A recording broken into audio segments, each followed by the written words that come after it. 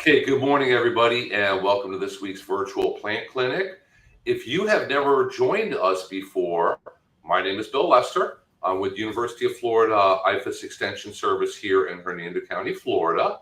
And joining me today are my regular co-hosts, Colby Pitts, who is the Hernando County Landscape Coordinator, and one of our Master Gardener volunteers, Bernie. Good morning, guys. How are you?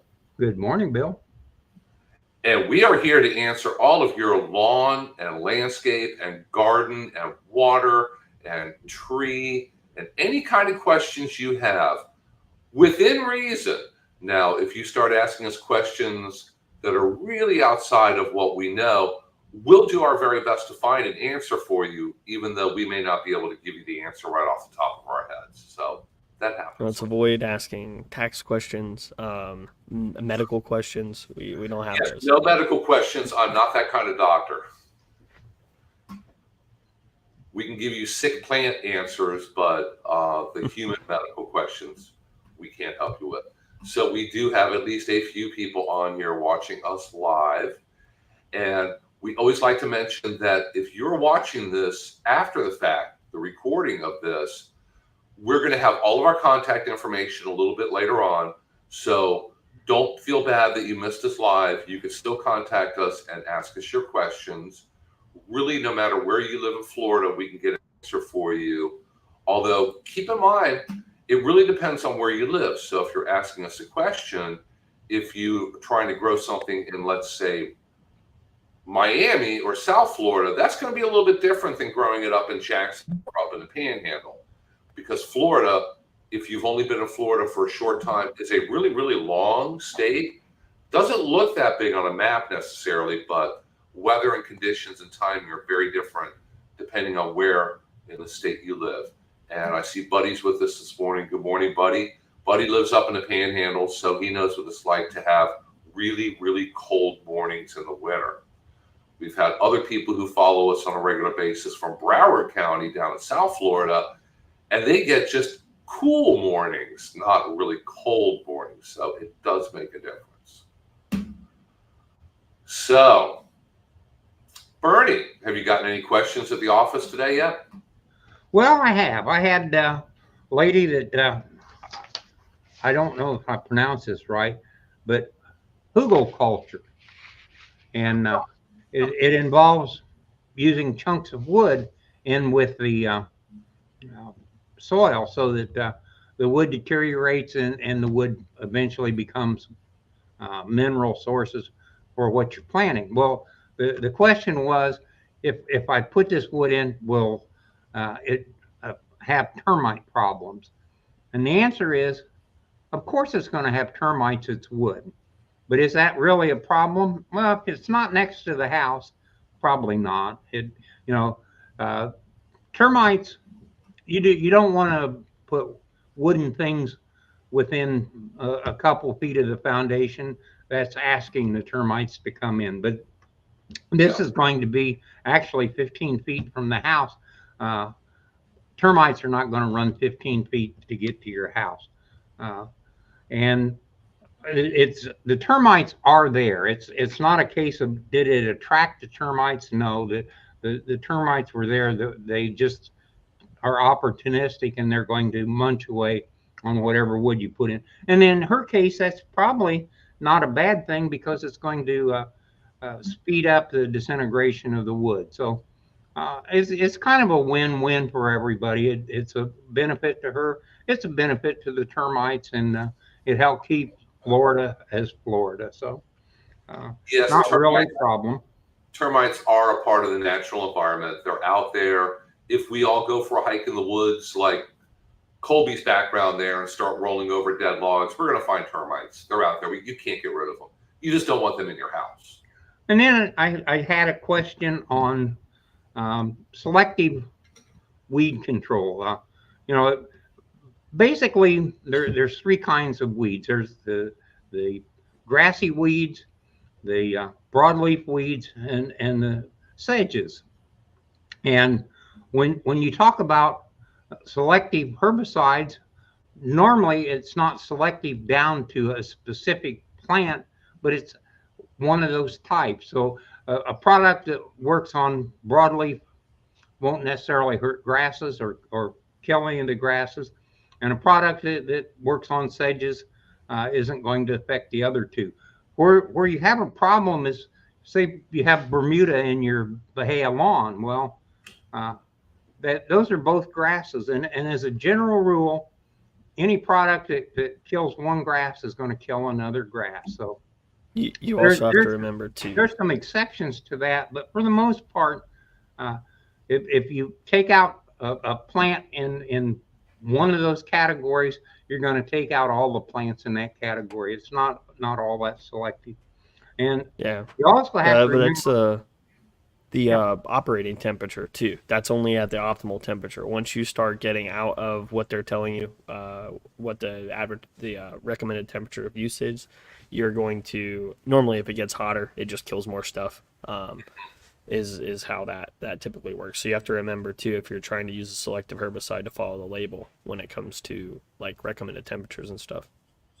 Yeah, I love how people, 4 ounces of glyphosate concentrate is in a gallon is a very strong Roundup type mixture.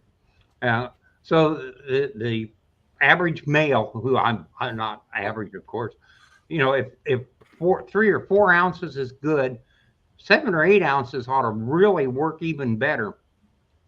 And they end up, they burn the tops off of everything. It works faster, looks like it really did the job. But 2 weeks later, all the weeds are back because you killed the top so quick, you didn't get a chance to wipe out the roots. So, the people that are selling this stuff want you to buy it, and they know that weeds are a forever problem. So they don't have to make a product that is only partially effective. They can do their absolute best job, give you the most accurate information, and you're still going to be a repeat customer.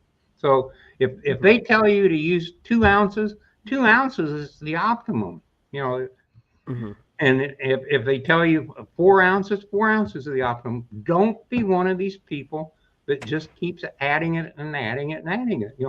It amazes me that farmers go out and they mix stuff up and they follow the instructions very religiously because they've had years to see what the results are, and they're using things like Roundup at 4 ounces or 5 ounces an acre. That represents a very tiny amount in hundreds of gallons of water, and it's very, very effective. So you not only have to follow the directions for maximum effectiveness, you need to follow the directions because it's the law.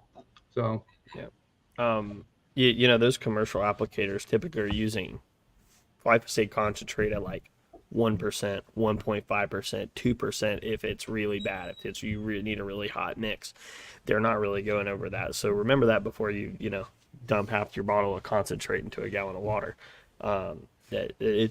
Those percentages are advised for a reason. The interesting thing with glyphosate is the longer it takes to kill a plant, the less chance there is of that plant returning.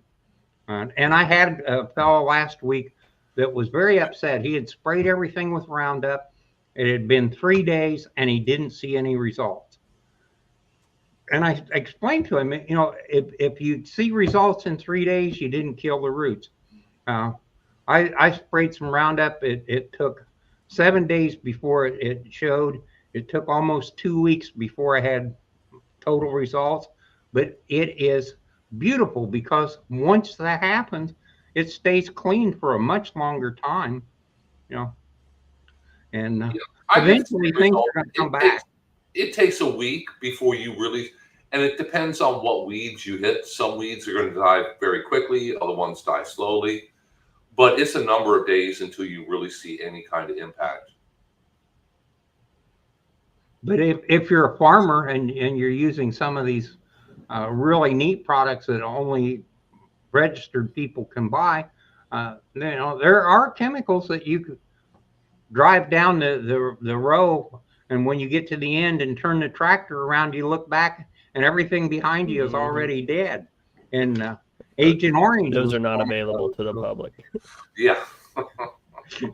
Some, And like people wonder why they aren't allowed to buy those things anymore. Homeowners don't really Well, have much of a good need for them. I those are the started chemicals out that when I first started in the airplane business in the that's in the late 50s, early 60s.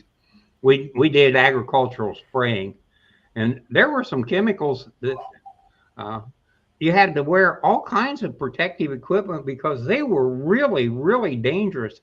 And the fellow that's flying the airplane has to be careful that he doesn't spray the flagman that's marking where to go, because if you do, you got to get another flagman. So I was just the poor guys loading the airplanes had to wear all these things, and respirator, and the pilot had to have the cockpit all set up so that there was no chance he could get whiffs of that. All those things we used to spray are illegal now. So Hmm. and people complain about it. I can't buy this good stuff that I used to get. Well, you can't buy the good stuff because the good stuff is very bad for something. And if it happens to hurt people, it's probably a good thing that it's not available. Yes, I was sprayed with toxaphene or something like that. Agent Orange. um, yeah, I mean that's the reason why like on the labels, like your PPE, that label will have a PPE requirement for every single thing you do. And like with Roundup, it's not anything crazy. It's just long sleeves, gloves, eye protection. They're like that for a reason. Um, they don't they don't want you to sue. Monsanto does not want you to sue them for some damage caused by the herbicide. They're telling you this to be safe.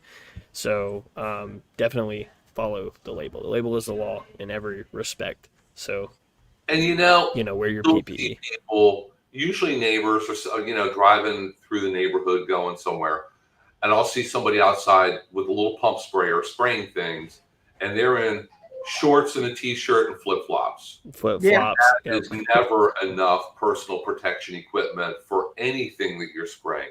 I don't care, even if it's neem oil, insecticidal soap, things that are relatively non-toxic. The label will tell you what protective equipment you need to wear when applying that product, and it's different for each product, to keep you safe.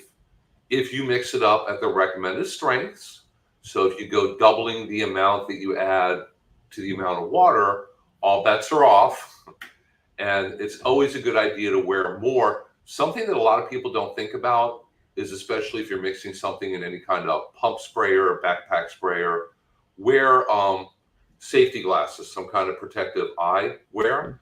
Because if you're leaning over and you're pouring things into a container and mixing it, things could splash back up. And you do not want to get any of these things in your eyes. Mm-mm. If you read a package of Roundup or any product that contains glyphosate, which if you use the personal protection equipment you're supposed to can be safe to apply, there are directions about what to do if it gets in your eyes. And that is take a garden hose and rinse your eye out for, I think it's 15 minutes. I learned this in a training before. So it's a while. You're standing there for 15 minutes with a garden hose flushing out your eye. I wouldn't want to have to do that. So wear protective eyewear and don't get stuff in your eyes. Just be safe out there. I mean, that goes for any time if you're ever operating any type of pressurized system that's like a pump or even like one of those little pump sprayers or backpack sprayer or anything like that. Because the second that you have any sort of leak in that system, especially where your herbicide mix is going, you stand to be sprayed. I've had pumps blow up on me before, and it's like, well, I'm glad I was listening and had on, eye protection and everything. So like, be very careful. Make sure you're checking your equipment, even if it's just a little pump sprayer. You don't want to be sprayed by that. Some of these products tend to move. If you're spraying 2,4-D and you're spraying the classic 2,4-D, that stuff is volatile. So you spray it underneath a bunch of trees, uh, some of the trees are very sensitive to 2,4-D. Well, the volatility of 2,4-D ends up killing the things that you didn't intend to kill. So, and I think the instructions normally tell you that is a slight hazard, but it's hidden away. You have to read the whole darn thing. It's just like the products for lawn care. This is for southern lawns and good for St. Augustine. And then at the very bottom it says, except for Floritam. Which is what almost everybody has if you have a St. Augustine lawn. Yeah. So If I could, I'd like to just show something real quick. all right. Sure, you should be able to. Let's see here.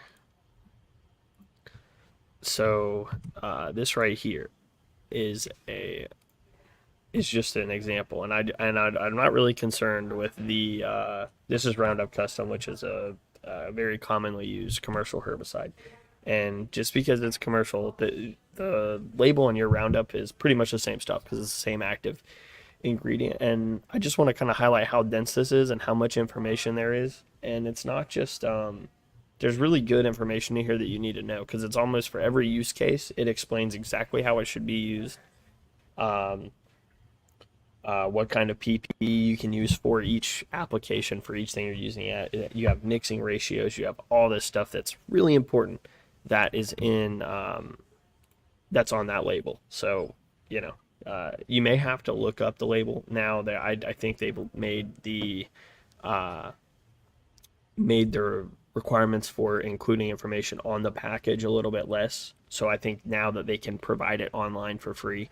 So do your due diligence when you're buying any type of chemical that may possibly be dangerous in any way. Just check it. It doesn't take very long. It's pretty easy. And that's a perfect segue into Basem's question here. How many times in the year can I spray my fruit trees? It all depends on what you're spraying, and it will tell you that information on the label. You're going to have to read the whole label, but it might be a very long, many pages label, and it may be really tiny print. So you may need your glasses to be able to see it, but it's going to tell you how often you can apply it. For a lot of products, there's a limit on how many times either per year or per season you can apply it. So you don't want to go over that. If it says this can be applied up to 3 times per season, you don't want to be out there putting it on every week. But it's going to tell you how often you can use it and how many times you can use it for it to be effective. Yeah, that's one of those things that, it would be possible to have something you could spray every month on a fruit tree throughout the year, but they would all be different products. You wouldn't spray neem oil every month. You wouldn't spray a copper fungicide every month. You wouldn't spray minor nutrients every month. You wouldn't spray fertilizer. So, but you could spray all those different things and have something different. You could do your schedule for management for the tree and break it out over the entire year. Especially if you like to go out and work and do those things. There are people that spray because they like the idea of being out working with the tree and doing something. And in that case, that as long as it is compatible, you'll find that there's almost something you can do all the time. So if you want to be a gardener and you want to do those things, you can, but you have to be very selective, and you should make a program and stick with it, and probably record then if you're going to do things that often. And for a lot of crops, that work has already been done by University of Florida researchers. And so, Basem, if you're talking about, let's say, a stone fruit, peach, plum, or nectarine tree, I do believe that there are sample and recommended spray schedules. So at first bud break, you spray with a certain product. It might be an insecticide, for an example. And then after that, after the small fruits are already formed, you spray with a fungicide. and there's an actual recommended schedule on there that you follow throughout the year so that you're applying the correct product at the correct time of year. That's very, very important to get the kind of results that you want. But heading up north here, looks like we have a visitor today. Ms. Browning here is talking about a redbud tree. Tiny little redbud up there in Pennsylvania. Something bit it in half at a perfect 45-degree angle. Deer or some kind of insect. If it was just a little tiny sapling, a very small tree, a rabbit. Rabbits nibble on little tree saplings. Deer, obviously, if you have deer, there's not a whole lot that deer won't eat. I think deer really don't prefer azaleas. Deer love hibiscus. And everything else is kind of fair game if the deer is hungry. You know, deer eat citrus too. I went to visit a citrus grove. They're growing pomelos. And a lot of the trees from about maybe chest high down, all the leaves were gone. And from there on up, the tree looked absolutely fine. He said deer got into the trees. And deer love, guavas too. Yeah. Deer love just about everything. And there is no really good, easy thing. It's not like you could put bars of soap out or CDs. Still has any stored away in a drawer somewhere, hanging CDs because the light flickering on them scares the animals away. Those things all work temporarily, but eventually the deer figure out that CD is not going to hurt them, and they push right past it and eat your plants. If it's a kind of a more stout 3 foot, if the trunk is all cut up, it could be the deer could maybe not have bit it, might have rubbed antlers on it. It's getting close. I don't know hunting season up there, but.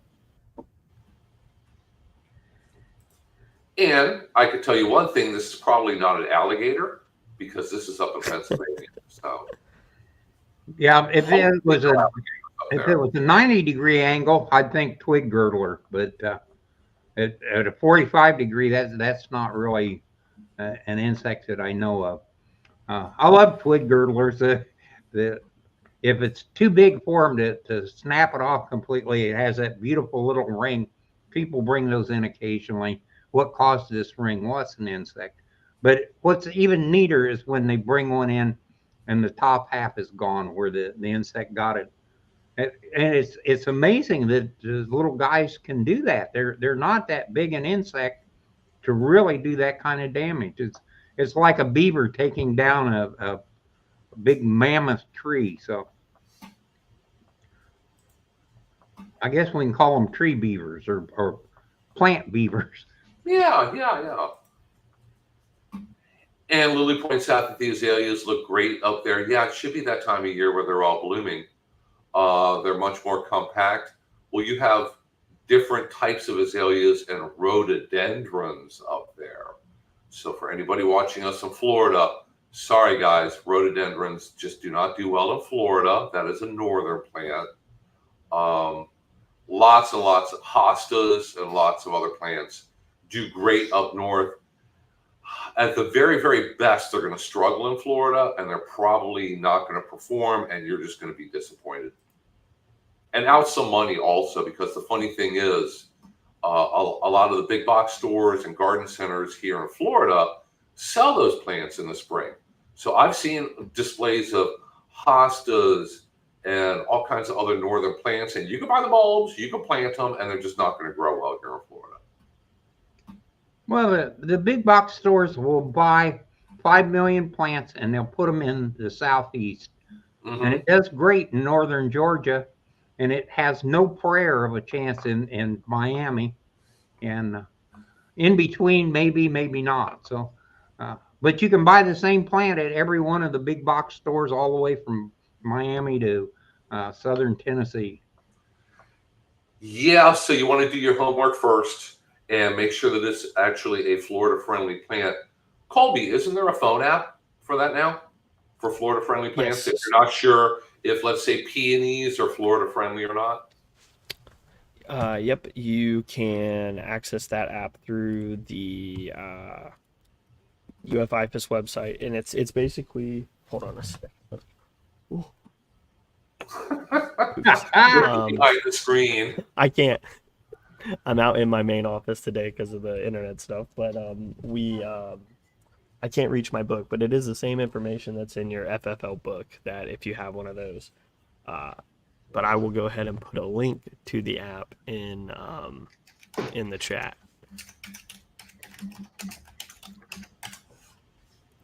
Okay. Whoops. And hey, we have a question that I can answer here from Anne Marie. She invested in a composting bin. Any suggestions before I start? Have been reading about it. Just thought you might have a few suggestions. I've been purchasing the organic compost with worm castings, but it's time I start my own. Composting is a great idea. Everybody can find ingredients to basically put in your compost bin.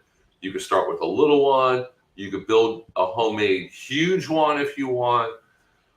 They're all great. If you give me a second, I know that we have a video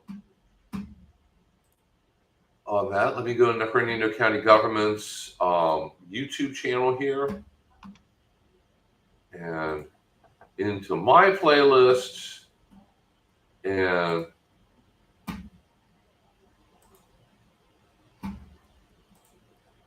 this should be it. Here's a link for a recorded class we have on all the basics of composting. And that should be the correct link. It should work. So we do monthly classes on composting here in Hernando County. Colby does classes every month on rain barrels. We do them together. And we recorded one to whenever somebody asks, I just send them a link to the recording. It's going to tell you all Next about one of those. that there's certain things that you don't want to compost. And I get these questions every once in a while.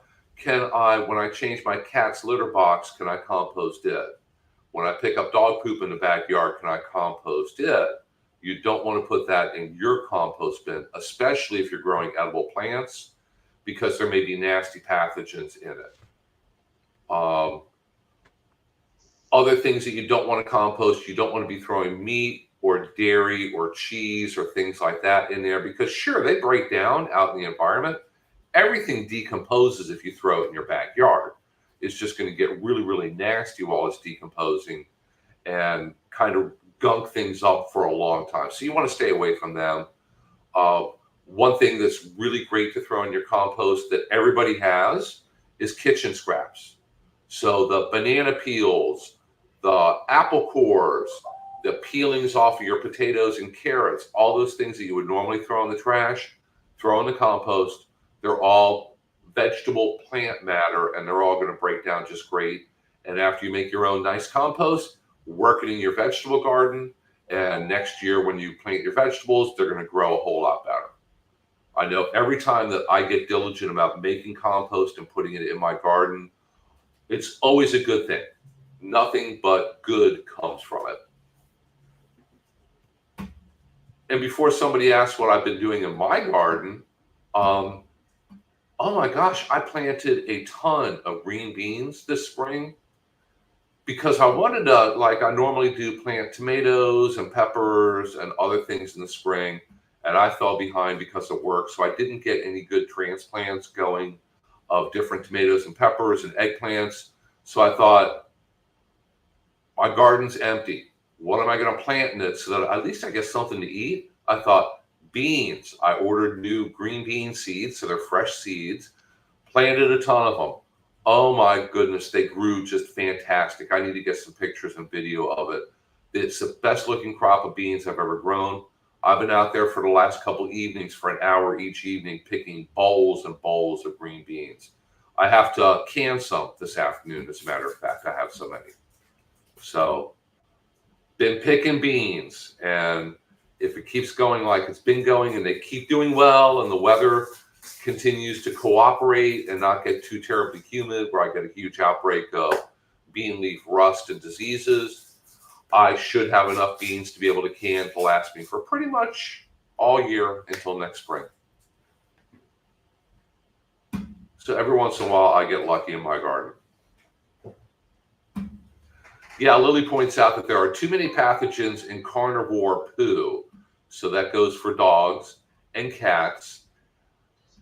You know, manure from livestock, whether that's horses or cows or chickens, can be problematic also. They can contain a lot of pathogens. And a lot of times when there's a big food safety outbreak, once they go out there and investigate and track it down, a lot of times it goes back to improper management of animal manure, which is a good, nice way of saying somebody messed up when it came to managing horse poo, cow poo, whatever kind of livestock poo it might have been. And here's another compost question. Bassem asks, can I use compost on my lawn? And if yes, how often? Yes, you can. Your turf grass will love compost. It's one of the best things you can do. Everybody seems to think, well, if I want a good looking lawn, I have to water more often and I have to have the service come out with the truck and fertilize more often. Nope. Compost is going to give you fantastic results. And you can buy the bagged compost, mushroom compost, just plain compost, black cow manure. You can buy it at a lawn and garden store. Sprinkle it lightly over your garden.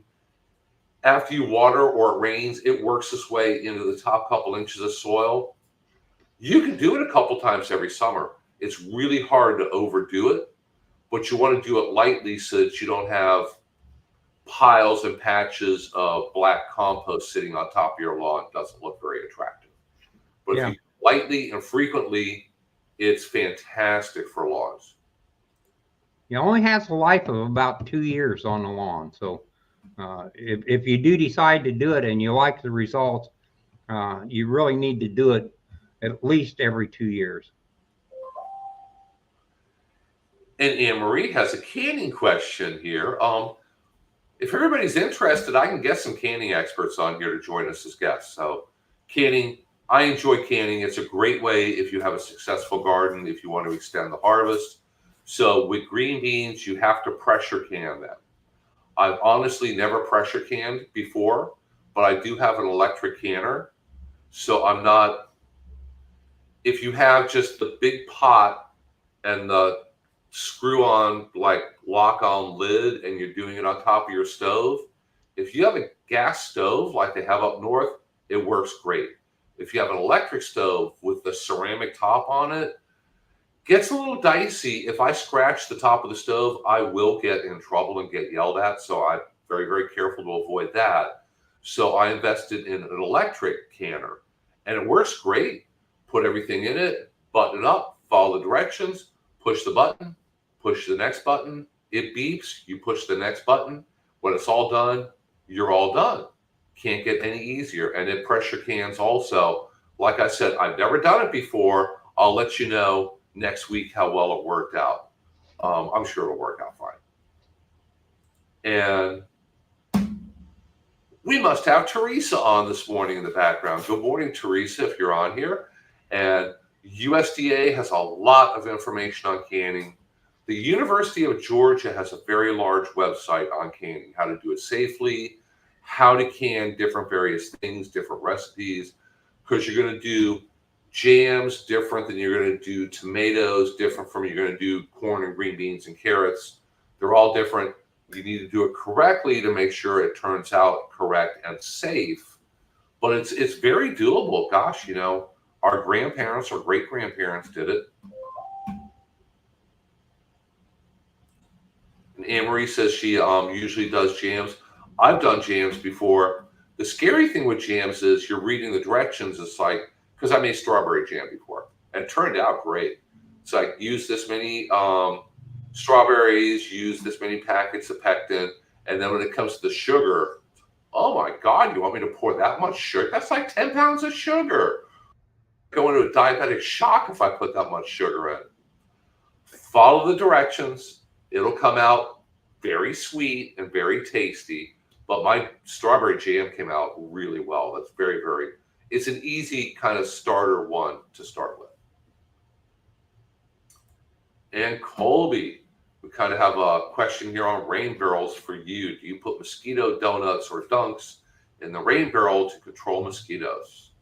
Well, you can. Now, I want to be clear here that the current recommendation is that you not use that rain barrel water for um, watering edible plants. That is up to you. You can do your own research, but that is the current recommendation.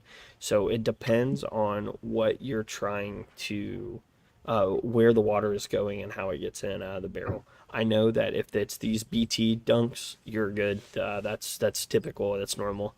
I also know that if you're planning on doing something where that BT may not, I don't know what everybody's using their barrel for, but I see people have put canola oil on the top of it, which also on the like right through the grate, right on like in a layer above the on top of the water. That has worked to keep mosquitoes out too. But as for the dunks, the BT dunks, yeah, those are safe to use. Yeah, and a lot of people will use them in cattle watering troughs. Hmm. Also, garden ponds. Although if you have a garden pond and you have a fountain and moving water, you're going to have fewer mosquito problems, but you're still going to have some mosquito problems. If you have a rain barrel and it has a screen top on it, that helps to keep out mosquitoes and other insects. There's other things that are going to want to lay eggs in the water or get into it. I've seen occasionally there's a whole variety of different tiny worms that can get into rain barrels. So it happens. Those things live outdoors. They get into stuff. HOC Family TV. You can throw the dunks into nearby water, but it all depends on what kind of nearby water we're talking about. I know mosquito control departments use BT quite a bit to control mosquitoes in ditches and ponds and areas that just hold water and get swampy. You really don't want to be trying, if you have, let's say you live on a lake, you're not going to sanitize the entire lake. And you really don't want to, No. because there's so many different things that eat those mosquito larvae out in a lake or a larger ecosystem. Mosquito adults and larvae are a very important part of the ecosystem. We just don't want too many of them in our yards.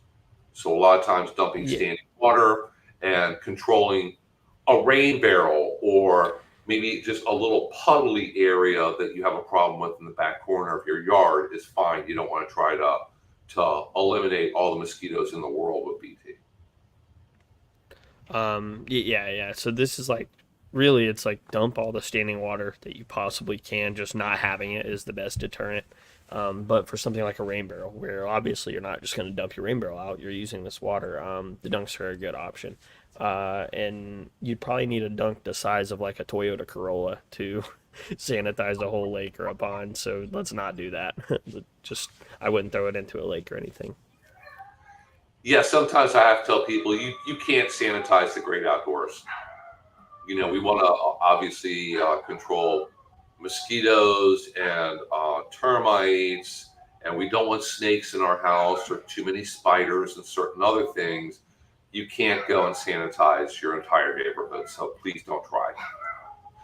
Not going to work out well. Anne-Marie says she felt the ball canning book is it probably first came out 100 years ago. Has all good, safe information and tons of recipes about how to go about making jams and jellies and salsas and this and that.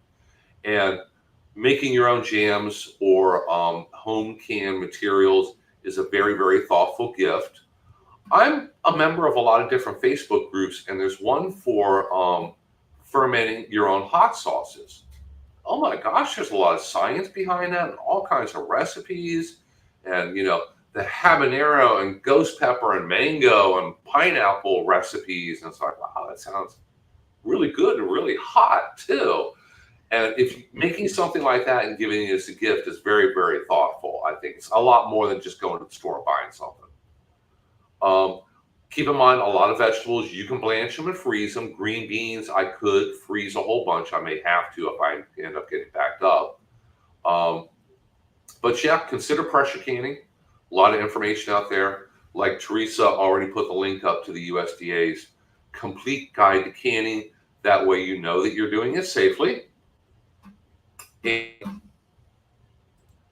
Kaylee has a question here, or Kelly, sorry. She said, I see aloe juice in stores, so my question is, can I make my own with my aloe plants?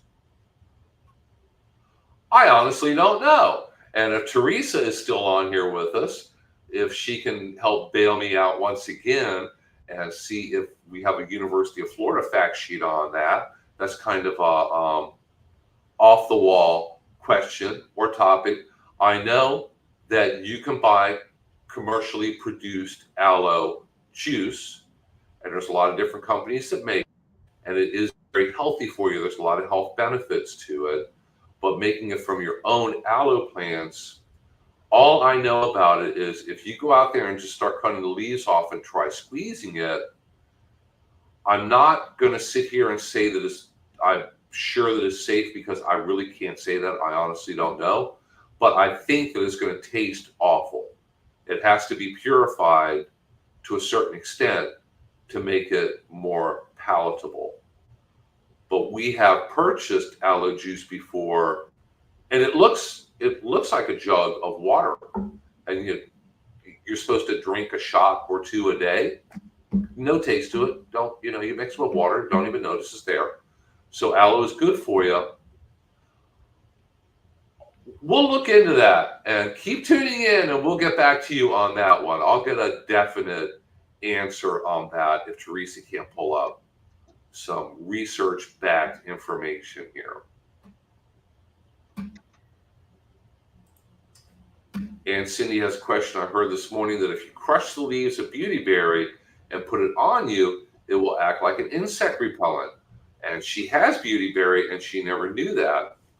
I know the answer to that one. Yes, you can, because Native Americans and the early settlers would take beautyberry, and if you put branches of it under your saddle on your horse, it helps to deter flies and other insects. And there is the scientific name of American beautyberry is Calocarpa americana. And there is a compound in the leaves, and there's even more of it in the berries, called calocarpin, and a natural insect repellent. So it doesn't really particularly kill insects, but they find it distasteful and it helps to repel them.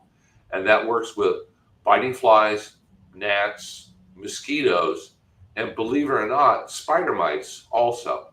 I looked at that when I was in school as an undergraduate. So Cindy, you asked the magic question today that I actually have an answer to. You guys are trying to stump me, I think.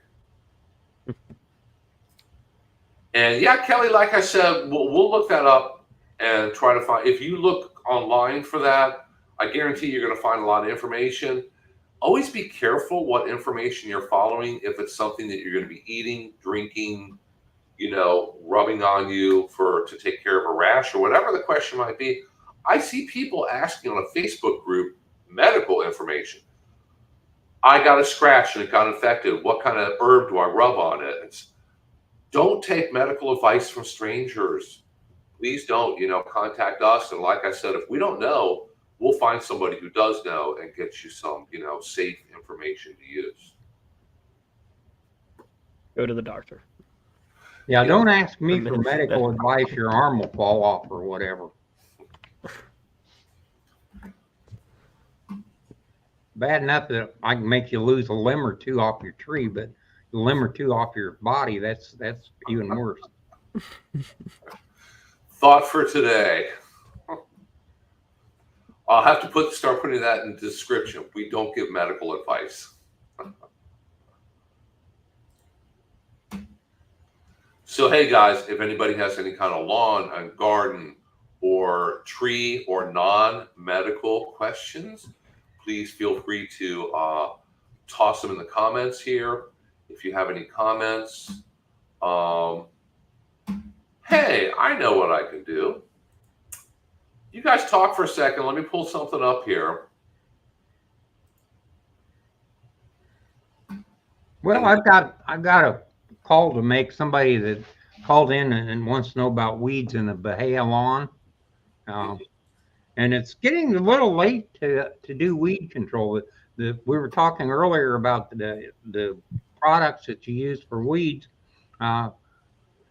When you poison the weeds, you're poisoning the lawn, but the lawn usually can survive even though it's living in this poison environment. So, but once the temperature gets above 85 degrees, the grasses no longer have the ability to fight off the effects of the weed killer. So if the daytime temperatures are in the 85 degrees or higher, and you use weed control on your Bahia lawn, you run the risk of killing the lawn. And we have several pictures of lawns that are completely gone because they used weed and feed in the middle of the summer.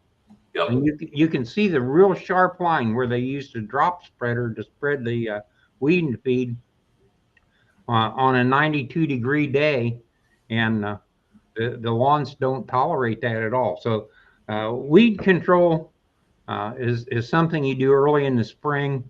You use pre-emergent early to stop as many things from coming up as you can, and you use a post-emergent a little later to zap the ones that are already up. And then when you get into May, it's pretty much too late to do anything, and you wait until temperatures cool down in the fall, and you do the pre-emergent thing to get rid of the fall weeds, winter weeds, and do some weed control in the fall, and do some weed control again in February or March, but not in May. Do not put things on your lawn now. Don't use weed and feed. You just are asking for it. May get by with it. Read that label. Everything you need to know is on the label. So people, and Bernie, I see the same thing every summer. At least one or two people who have done something they shouldn't have done, and they end up with a dead lawn. Had they read that entire label and followed the directions, they could have avoided that. So a lot of times, it's really hard to tell people to read the label on everything when I'm the kind of guy that opens the package and spreads it out and watches things die. So if you don't want to do the stupid stuff that I do, read the label. Read the label. You're absolutely right. And Kelly, no, it wasn't really medical question, but when people are asking about eating things that come from their yard, basically, as opposed to something that comes from a store, obviously we want to be careful that we don't give you the incorrect advice because we want to see you, enjoy your aloe safely. There are a number of quality aloe products. Gosh, they have it at every. You can go to Walmart and probably just Winn-Dixie and Publix and find different types of aloe. There are a lot of health benefits to it. It is good for you, so it's something that you may want to consider. And in the chat here, I put a link to our short survey. If you've never taken the survey before, please, if you could just take a moment, click on that link. It goes to a secure Qualtrics server, and it's a very short survey. I only ask you, did you learn something? And are you going to use something that you've learned from, watching either one or a million of our virtual plant clinics? And I also ask whether you watch these live or recorded or both. And the surprising thing is the vast majority of people answer that they watch both. So they join us live when they can. And if they can't, they watch it recorded. So we're benefiting people both ways.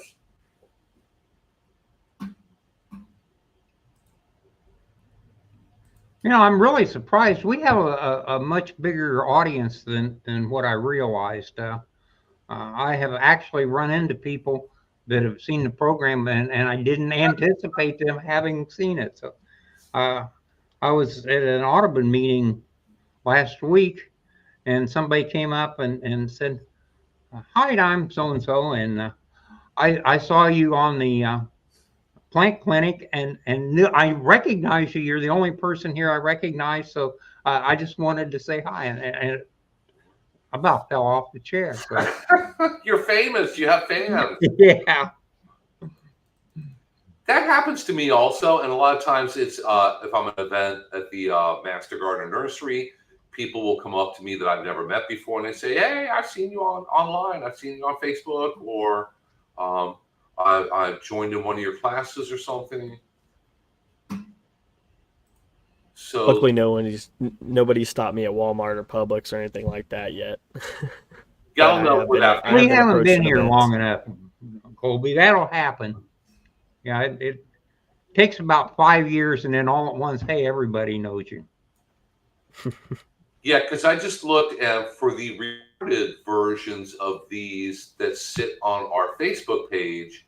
Each one gets an average of about 250 views after the fact. And at the moment, we have 7 people on here live with us on Facebook and also on YouTube Live. So hopefully we're having a positive impact. And if you're watching this recorded and you have any other further questions, just go ahead. This is my email on the screen here. You can send me a question, send pictures, send lots of pictures. There's no such thing as too many pictures. If you can't get them in one email, send multiple emails, because that really helps me to figure out, what the situation is and what's going on. If you'd like to call our office, there's the phone number. Teresa will most likely be the one answering the phone, and you're more than welcome to come by the office with your lawn and garden or plant question, or a bug or a leaf or a branch or whatever it might be. Bernie is there pretty much all day long on Thursdays. And if you haven't already done so, if you're not doing so at the moment, please follow us on Facebook. If you follow us on Facebook, hopefully we'll show up in your feed on a regular basis. And if you check our events, every time we have something coming up, we go ahead and make a Facebook event for that. And another really good way to keep on top of everything we have scheduled is that little thing scrolling at the bottom there, the Hernando extension, all one word.com. If you go there, that's a freestanding web page with all of our upcoming events, and it is fed from Facebook. So all this cool technology in the background, and it was down for a while because of a Facebook problem, but my graphic designer and web technician, who's sitting right over here at the moment, got it all fixed for us, so it's working again. The last time I checked, it was working. So follow us there. We have a huge number of past classes that were all recorded, and they all sit on Hernando County Government's YouTube channel. So if you go to YouTube, go to that little box up on the top, type in Hernando County Government, you're going to go to their YouTube channel, and Florida Friendly Landscape has a whole playlist. Extension, who is me, has a whole playlist. Lots of good information there, a lot of classes. So for a lot of people, if you're wondering, like, I really want to grow sweet potatoes in my garden, we have a class for that. Some of our most popular ones is growing strawberries. I got the University of Florida strawberry breeder who did that class. Growing vanilla orchids gets a huge number of views. All the Florida friendly ones about what you can grow in the shade, what you can grow in the sun, what likes wet feed, what you can grow here and there, flowers, what are the best trees to grow here in Hernando County. It's all on there. You can binge watch for a long weekend and not watch them all, probably. And if you want to contact Colby with the really, really hard questions, here is his email. And your email is working now, right? Yes, my email works. Okay. So feel free to send him an email. He will get it. And if you go to his link tree, that has links to if you want to register or get more information on a rain barrel class, a compost bin class, and those are both for Hernando County residents. Or if anything's coming up, that's where it'll be. If anything new's coming, if you've heard about something, it's on there. It's always on there. So that is a great one to bookmark also. And And we have other people who are curious about aloe also. So we'll look into that. I know somebody who I could ask about that one. And I'll try to drag her back on here in a week or two as a guest too. So we haven't had her on for a while.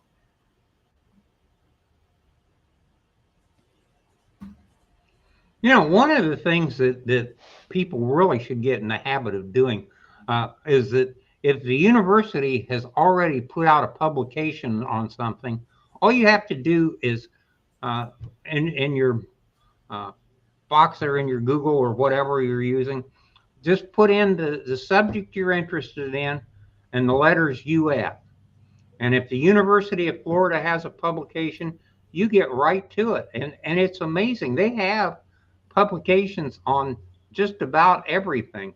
Unfortunately, the more technical ones are disappearing. They are making it simpler and simpler. So I think they're going for something like, if you have a 10th grade education, that is the level that these things are all written at. So you don't have to worry about getting something too technical, because obviously there isn't going to be all that much technical.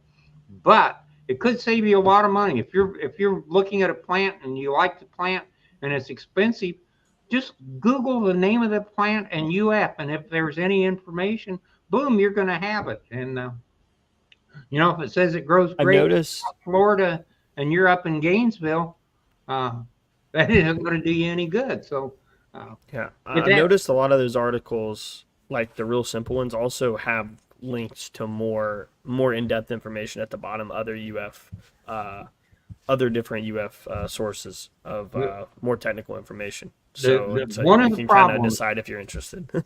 is that they took out a tremendous number of the publications. And it's kind of sad. And I realize that the average person doesn't care about the chemistry involved or those kind of things, but it really is not the total amount of information, but it's pretty much everything you need to know as a consumer. So it is definitely much more consumer friendly now, but it's just discouraging to me because when I started, all these articles were there, and now I go back and the big technical article is gone, and only the most relevant things are still online. But it's all still online. So if you have a lawn problem, you can look up just about anything you'd ever want to know about lawns.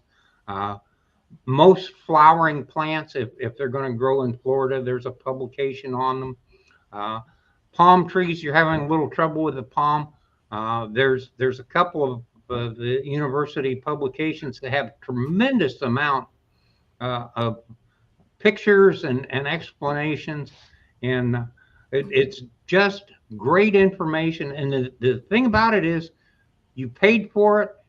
It was your tax money at a land grant college, paying to have people put all this information together to make it available, and it's there. And if you don't use it, you're wasting money. So, and what happens with a lot of those titles is they all have to be reviewed and updated every couple of years, just a few years, because they want to make sure that all that information is as up to date and correct as it can be. So things with invasive plants, any kind of chemical or chemical treatment recommendations, there's so much coming and going and so much changing. They want to make sure it's up to date. So sometimes it'll expire and they pull it down. Then a specialist has to review it and it goes up. Because every couple weeks I get emails about all the new titles for the new publications that are going up on it used to be EDIS, now it's Ask IFAS. And oh my gosh, there's so much that people are writing and putting up there and adding to it. So like the old titles come and go, they may disappear for a little bit, they're updated and they come back. So it's always changing, but for an awful lot of lawn and garden and background information, if you're wondering, will hostas grow well? Will rhododendrons grow well in my Hernando County backyard? There's information on there on it. Or how do I go about growing a hibiscus in my backyard? all kinds of publications and information on hibiscus and all the other plants. And I assume as Teresa here found National Institute of Health publication on aloe. So I will defer to them. They know more about the topic than I do. And we got more information on soap aloe and aloe vera. Like I said, there's a lot of information online. Always be careful what info, if you just Google it and start reading Bob's blog, and Bob lives in California. Sure, Bob's a nice guy, but he may not have accurate or safe or definitely Florida appropriate information on a lot of things. So be careful what you're reading and following. And it looks like we're just about to wrap up here real quickly, because I knew Corey, if he was on here, would ask this, what am I planting this week? Honestly, I'm really not planting anything. Everything is planted. I need to pull the last of my dill. I grew just like, it can't be more than 3 dill plants out there. They're like chest high. They're huge. I got a mountain of dill. I got the first caterpillar on my dill, so I'm going to have swallowtail butterflies too in the yard. I have some tomatoes, not a whole lot. And like I said earlier, I have an absolute boatload of green bush beans, and I have yellow pole beans that are growing really, really well up the back fence, and they're starting to flower. So I'm going to get a whole bunch of them also. I need to start taking pictures of them. So in a week or two, I'll share some pictures about how things are going out there. You really can't grow a lot of vegetables here in Florida. There's no guarantee. It depends on the weather. It depends on you, how diligent you are about checking on things and minding to it and watering it. It's been really dry. I've really had to be diligent with the watering and not skipping a day, because that throws things really off. But you can be very, very successful growing vegetables here. But not always. It's kind of good years and bad years, I think. So guys, anything else? I do want to mention the tomatoes that we've got growing in our little hydroponics setup. Yeah. Those are probably the finest tomatoes that I have seen coming out of Florida. Very, very thin skin, tremendous amount of flavor, really, really good. As I understand it, the seeds came from one of these little things set up at like a flea market, and we don't really know what the named variety of this seed is, but whatever it is, it's tremendous. So I have got 7 or 8 friends that have taken one of the tomatoes, dried the seeds, and I've got 2 people now that have actually planted these tomatoes. So, experimenting does work. And if you really want to be a real gardener, there's absolutely nothing wrong with making a mistake. So if you plant it and it doesn't come out to be exactly what you wanted, didn't really cost you that much. You pluck it and it becomes compost.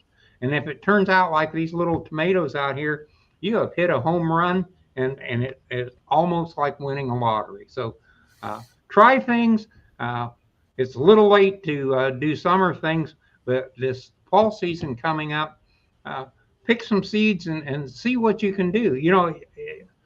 Every year somebody comes along with something new that actually surprises us, and it happens because somebody did a little experimentation. So it could be you just as well as anybody else. So have a great gardening time in Florida. We are the state of Florida of flowers, and we're also a state of vegetables. You can do it. Anybody can do it, but you got to try. If you don't start someplace, you'll always be one of those people that I wish I had, or boy, I just can't. Well, the answer to the whole thing is you can, and try it. And I thank you, and come see me and bring me some of your vegetables and show me what you did. Same here. We do take donations at the office. I always throw a plug for that in. And I don't think I could have said it any better, Bernie. So on that note, I think we're going to wrap it up for this week. Everybody have a great week. Enjoy the beautiful weather and get out there in your garden for a little bit when you can. Don't overdo it. But we'll see you back here again next week. Thanks so much, everybody, for tuning in, and have a great day. Bye. Bye.